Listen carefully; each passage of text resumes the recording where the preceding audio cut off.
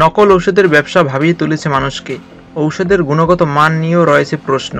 বাজার যখন নানা ধরনের নকল ঔষধের সয়লাভ, আশঙ্কা দেখা দিয়েছে জনস্বাস্থ্য নিরাপত্তা নিয়ে। বাজারে এখন ঔষধ বাছাইয়ের ক্ষেত্রে ক্রেতার সামনে বেশি বিকল্প এসে উপস্থিত হয়েছে। ব্র্যান্ডের ঔষধের পাশাপাশি এসেছে জেনেরিক মেডিসিন, কিন্তু প্রশ্ন উঠে গেছে ঔষধের গুণমান নিয়ে। একই সঙ্গে চিন্তা বাড়িয়েছে ভেজাল ঔষধ। পশ্চিমবঙ্গ সহ পূর্ব ভারতের বাজার ছেয়ে গেছে ভুয়া ঔষধে। বিভিন্ন নামে ব্র্যান্ডের ঔষধ নকল করে ছেড়ে দেওয়া হয়েছে বাজারে। দোকানে দোকানে সেই জাল ঔষধ বিক্রি হচ্ছে। অসাধু ডিস্ট্রিবিউটরদের হাত ধরে খুচরা বিক্রেতাদের কাছে এসে পৌঁছাচ্ছে ভেজাল ঔষধ। সেই ঔষধ দোকান থেকে কিনে নিয়ে যাচ্ছেন সাধারণ ক্রেতারা।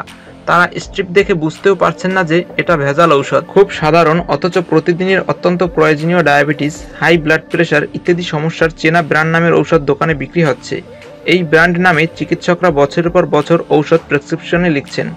ভেজাল ঔষধ খেয়ে শরীরের সমস্যা যাচ্ছে না, ফলে একেবারেই অন্ধকারে থাকছেন রোগীরা। চিকিৎসকদের ক্ষেত্রেও রোগ নির্ণয় করতে সমস্যা হচ্ছে। 2023 সালে কেন্দ্রীয় সরকার 300টি প্রয়োজনীয় ঔষধের গুণমান বজায় রাখতে সংশ্লিষ্ট প্রস্তুতকারক সংস্থাগুলোকে ঔষধের উপর কিউআর কোড লাগানোর নির্দেশ দেয়।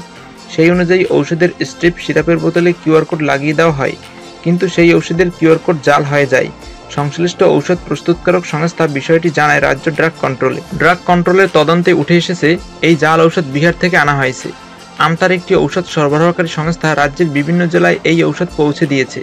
ওই সংস্থার গুদামে হানা দিয়ে বিপুল পরিমাণ নকল ঔষধ উদ্ধার করে ড্রাগ কন্ট্রোল। সংস্থার মালিককে আটক করা হয়। এই সংস্থা 1,86,00,000 টাকার নকল ঔষধ বাজারে সরবরাহ করেছে। এই পরিস্থিতি এড়াতে নিম্নমানের ঔষধ ব্যবহার রুখতে নির্দেশিকা জারি করেছে স্বাস্থ্য দপ্তর। স্বাস্থ্য সচিব নারায়ণ স্বরূপ নিগমের জারি করা নির্দেশিকায় বলা হয়েছে, পরীক্ষায় যেসব সংস্থার যে ব্যাচের ঔষধ বাতিল হয়েছে তার তালিকা সব সরকারি হাসপাতাল, পাইকারি বিক্রেতা এবং ডিস্ট্রিবিউটরদের জানাতে হবে ড্রাগ কন্ট্রোলকে।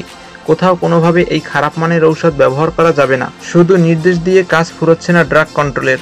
স্বাস্থ্য সচিবের নির্দেশিকা অনুসারে এই ঔষধ কোথাও বিক্রি হচ্ছে কিনা সেদিকেও কড়া নজর রাখতে হবে তাদের। আচমকা পরিদর্শন চালাতে হবে।